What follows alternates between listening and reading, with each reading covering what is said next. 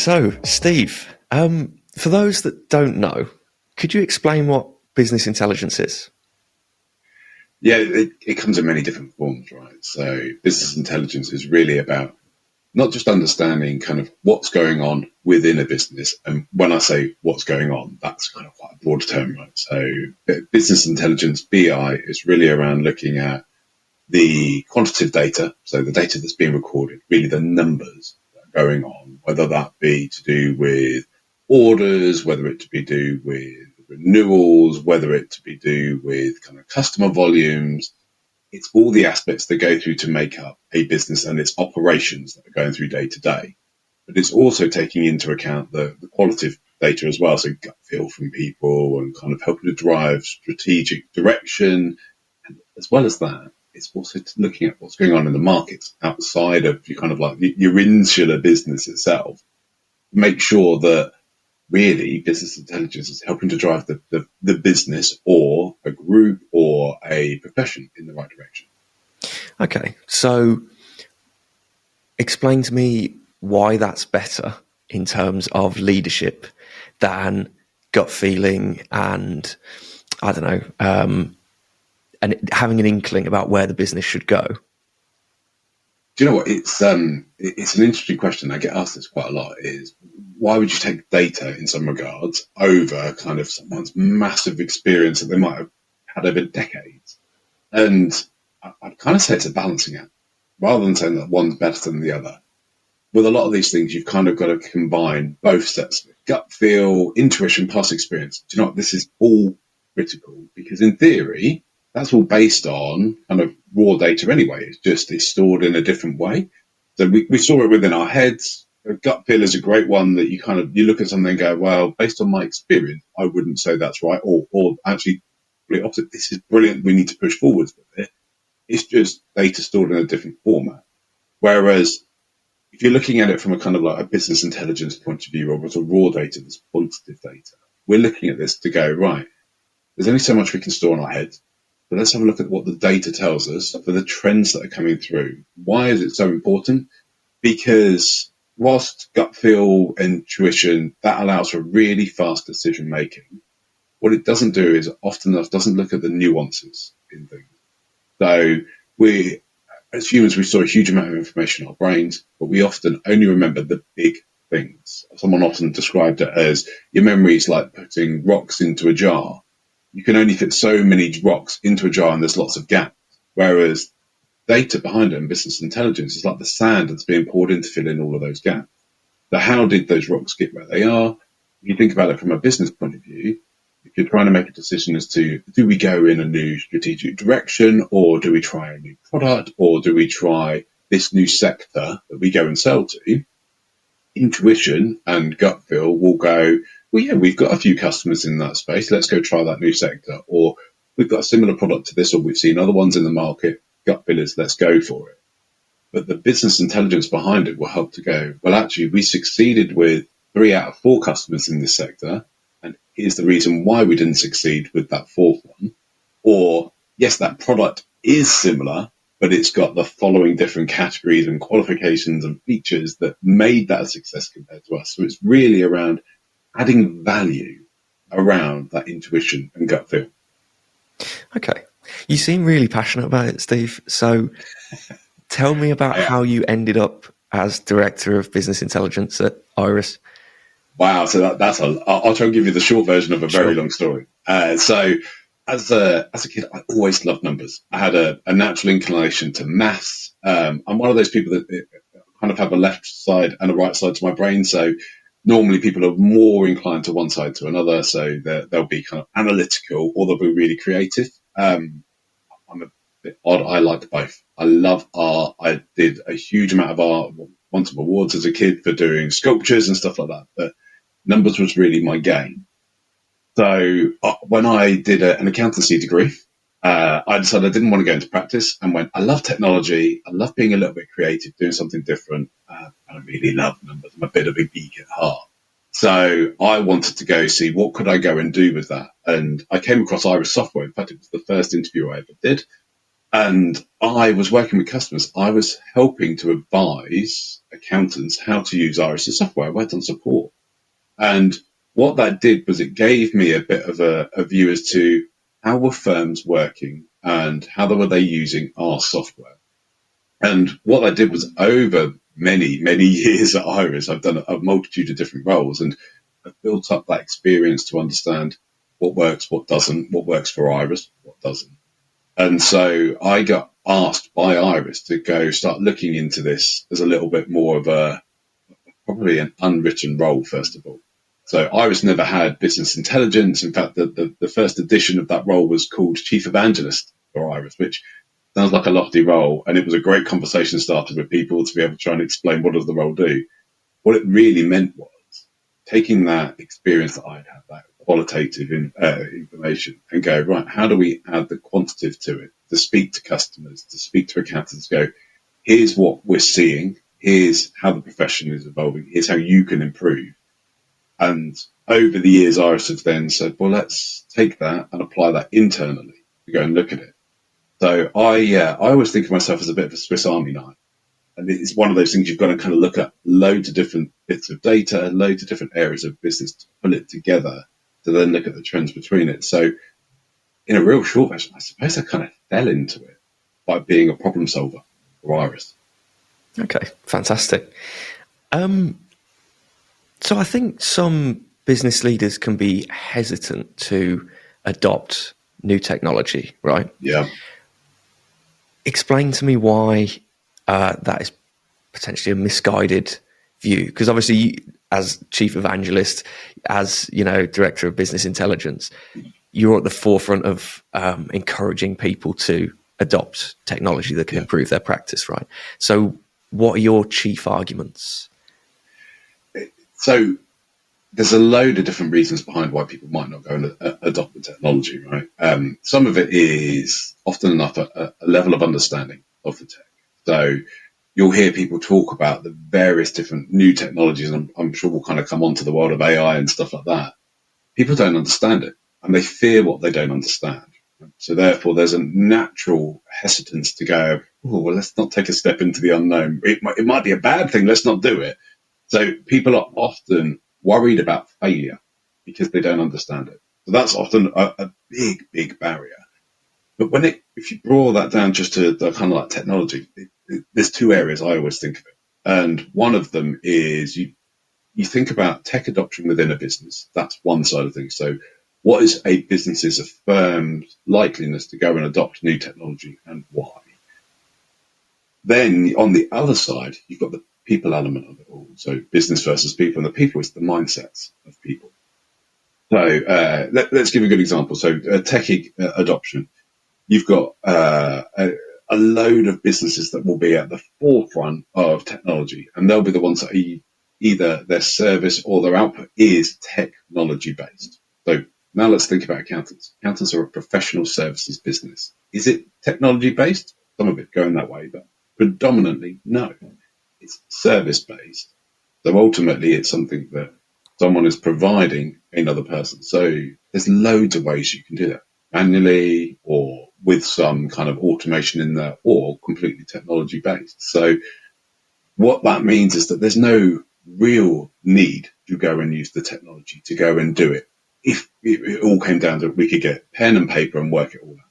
It just would take a lot longer. So a lot of people haven't been trained to do these roles in technology. So therefore, it comes back to that, it's the fear of the unknown. So naturally, you won't adopt the latest technology because you'll go, well, I can do it already. If it ain't broke, don't fix it. Whereas you also have those kind of people that are then this mindset as to, well, is technology going to help me to go and do this better? And that's the bit that what we're starting to see is a lot of change coming in mindsets around technology. Why? Because technology is everywhere, right? It's in everything that we use. Pretty much every one of us has got a smartphone, and those smartphones are so intelligent and provide us with so much data instantly, or the ability to do things that we either couldn't do before or do it a lot faster. Because that's in our personal lives, it's changing our mindsets, and that's now bleeding into the business world as well, which means that we're now looking for real-time information within the business world. And we know the benefit of it from in our own personal lives. I mean, I always say, I'm old enough to remember when you wanted to see your bank balance, you had to go take the book into the bank, get them to print it, and then you'd know how much money you had. Now we get daily emails or alerts on our phones or on our smartwatches to say, here's your bank balance. We live in that kind of connected world from thanks to the internet, but it's all data. So it's all coming to us, and therefore the technology is an enabler of that. So what we are starting to see now is firms realizing, well, there's a better way of doing things, and it's the technology that's the enabler for it. So it is a starting shifting pattern, but the problem is that a lot of people will still be held back by their fear of the unknown. I almost think that going back to your point about how much data there is out there, right? Is there too much in some instances? Do people lose themselves in the weeds a little bit? 100%. How do you stop that happening and encourage people to focus on the important stuff? It's really difficult because, like, for someone like me, I want to see loads and loads of data because I'll look at all the trends and things like that. But even you'll get stuck in the weeds and you'll be kind of like digging through it all. So you kind of go, well, how do I get to a point of making a useful set of data, or ultimately making what I want is a decision off of the data? So often enough, what you've got to kind of go and do is, one, take a look at, the volume of the data, because if you've got thousands upon tens of thousands of rows of data or data points, you're never going to get through it all. So are there tools that will help you to categorize some of that data? The second is then going to be looking at the quality of that data. Is there any point reviewing everything? If you know it's like Swiss cheese and there's holes all through the data, then no, you need to solve a quality issue first of all. But often enough, when it comes to those data bits, we can take samples of those data to get a good example of either quality or a directional view. Often enough, people call it the 80-20 rule. So if I look at potentially 80% of what I'm trying to do, does that give me enough information to go and make a decision off of it?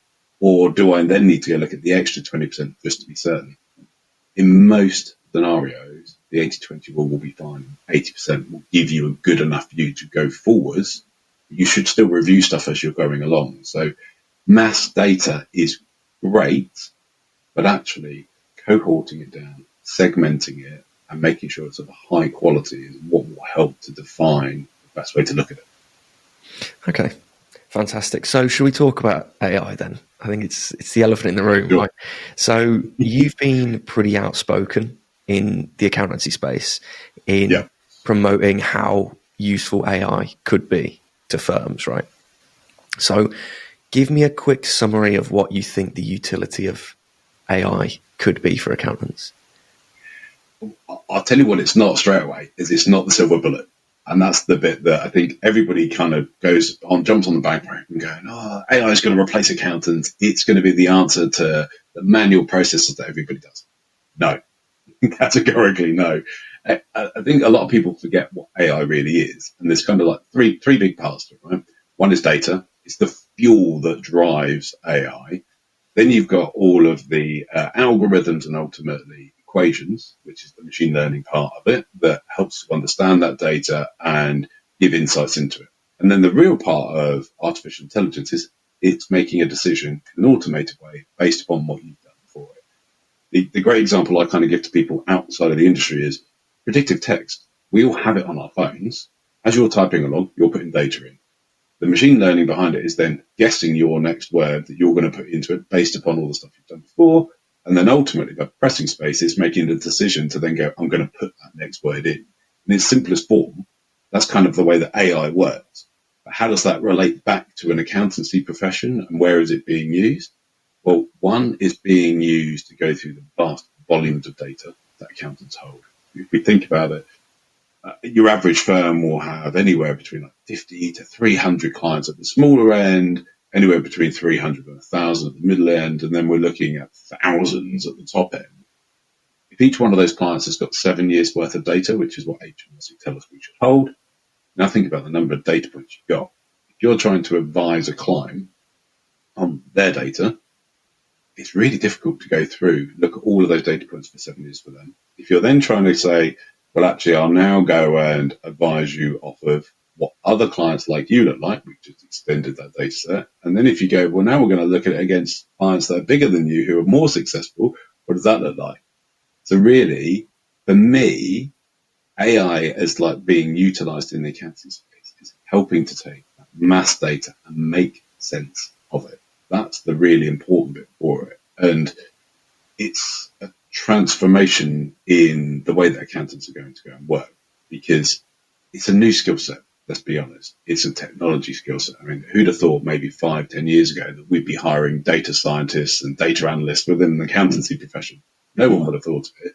Now we are. Who are looking at AI being a way to look at all of this data, work out ways to go and do things differently and rewrite processes, utilizing the technology to free up time. That's the real kind of big part of it. Free up time so the accountant can spend more time with their client, advising them, or utilizing AI to help them to identify trends and patterns to give them new service lines. Is it ever going to go complete a tax return for an accountant? Probably not. We're not there yet. Is it also going to replace them? No, because of what we started with, that gut feel, that intuition, that experience. That's the stuff that partners and accountants and bookkeepers are able to give in spades. So AI is going to augment what accountants do, and it's already starting to see a load of people experimenting with it to see how they can go and do it to fill a skills gap. Absolutely. Okay, so should we try and give some actionable advice to an accountant who's perhaps listening, or even just a business leader in general? Yeah. What would your advice be to them in using data, in embracing AI? Where should they start? First thing I always tell people is you need a baseline. If you haven't got a baseline to measure against, you can't see whether you're doing well on your performance or underperforming. And this goes, any business needs a baseline. So that's the first thing you've kind of got to understand is where does the bar sit? When it comes to looking at data and technology, most of the data sits within the different technology stacks and different products that we use. I think the average at the moment is for an accounting firm, on average, 80% of them have more than 10 apps that they're using in their business as usual, day to day. So therefore, well, where's all that data living? So to build a baseline, I always describe to people, they need to go and build out what I call a technology room, to look at each aspect of their business and say, right, what's the technology we're using? And then what's the flow of the data and how does it connect? So it literally is a visual map.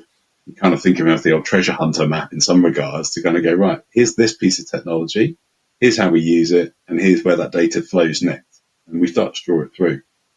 The reason why that's really, really important is if you don't know what you've already got, you won't know where the data is, what the quality of the data is, and ultimately how that data is being used. So by building out the map, you get that view of it all. Now, I've done this with loads and loads of firms. And of all of the ones I've done, when I've gone in and started talking to them about their business and say, oh, do you have a technology map or an app stack or something like that? Nope. I've only ever found one firm that had already done it. So it's really important to build that out. First of all, that gives you your baseline. This is how we're performing and where the data lives and what we're doing straight away. The next step, as a part of that, is then to go, right, are there things that we are doing where data's moving?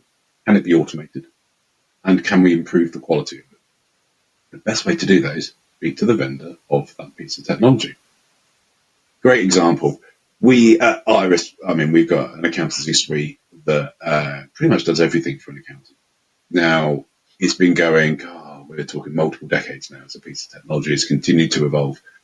We've got customers that have been with us for 20 or 30 years, which is a brilliant piece. However, often enough, they haven't kept up to date with the evolution of that tech, ultimately the functionality that's within it. So when you go and say to someone, okay, so are you using this part of the suite or of the software? Often enough, they won't know what it can do. So you're paying a lot of money for these softwares. And if we think on average an accountant's got more than 10 apps, well, in which case then, how much money are they spending that they're not using? What's their ROI on it? So going from your tech map and going and speaking to the provider of that technology to say, right, here's what I want it to go and do. We have a manual process from here to here. Can you automate it? I bet you the answer is, well, yeah, of course. You just turn on this feature or turn on this functionality. So baseline, and then looking at how can you get more from what you've already got is really important. If you can't then go and automate that, that's when you've got to go look at, okay, what's an alternative way of doing that? Is there another piece of software there? Is there an extra piece of software I need to add in the middle to then improve that baseline? So it's always about edging forwards and looking for either marginal gains in what you've already got, the concept of every 1% and multiple 1% will have a big impact on your business. But it's all around understanding what you've got and where you can get to for it. Fantastic. Okay, if you could give the younger Steve a bit of advice on leadership, what would it be? I think a lot of leadership comes from experience. So if I was going back to me, say 20 years ago and saying, right, here's what I would tell you. What got you to where you are will not get you to where you want to be. And what do I mean by that? The past is only almost like a story of how you got to where you are. But often enough, that did get you where you need to be or the next step. But you have to constantly change and evolve to be able to take that next leap, to make that next step either in your career or as a business to hit the next level that you need to get to. So the first bit of advice would be, don't just do what you've always done. Look at alternative ways. Constantly look at how you can improve rather than going, well, it's working. We'll just keep it going. The second bit that I would advise is don't just look at an average. And it sounds like an odd thing to say, but most businesses and most people throughout their career will just look at, okay, how are we doing on average? What's our average order? What's our average in accounts world, work in progress? What's our average fee billing? The problem with looking at an average is it's the worst of the best and the best of the worst. So you're only ever looking at kind of what is the lowest common denominator in any part. What you should be looking at is not an average, but the range. What's the top end versus the lower end? Because they're the two that you can impact. If you can bring up the lowest denominator, you're going to improve your average, which is great. Or at that top end, understand what is doing that's working so well, you can do more of. So don't just look at an average. Look at the whole range to be able to understand how you can accelerate performance. They'd be the two bits that, if I was looking back now, I wish I'd known, because I think it would have accelerated even my career or even my path as the way I've worked with other businesses. Okay. What do you want to talk about Concentric? Yeah, so I've been at Iris now for, over 22 years. And one of the things that I'm really keen on is to try and help move the accounting profession and businesses forwards. I'm an accountant by trade, and Iris has been my home for 2 decades. One of the things I wanted to be able to do was to help firms outside of just being their software provider or their services provider. So I sat down with Iris and said, look, I really want to help continue you to grow and to help our customers, but there's a whole profession out there that aren't touched by Iris that need help as well. So Concentric was born with an agreement with Iris that would allow me to go and help advise firms, help advise governing bodies, help and advise people like me with a natural inclination to wanting to improve as a business to go, well, look, here's what I've learned. Let me share that knowledge with you so that we can together give you a better outcome. So Concentric is really all around taking that gut feel, that intuition, adding that quantitative data to it that I've seen over the years and I've collected to be able to go, here's what you really want to know about your role, your business, or your future. And let's work out together how we can improve it. Fantastic. Okay, and if people want to connect with Concentric or connect to you, what should they do? Best place is find me on LinkedIn. It's kind of become the one place for any kind of business professional, and obviously we're in a professional environment. easiest way to find me on there, because I have my Iris hat on there, I also have my Concentric hat, and Concentric do reports and webinars through a brand called ProTrends. So just look for me on LinkedIn. You'll find me in every guise I am available in. Brilliant. Thank you very much, Steve. No problem.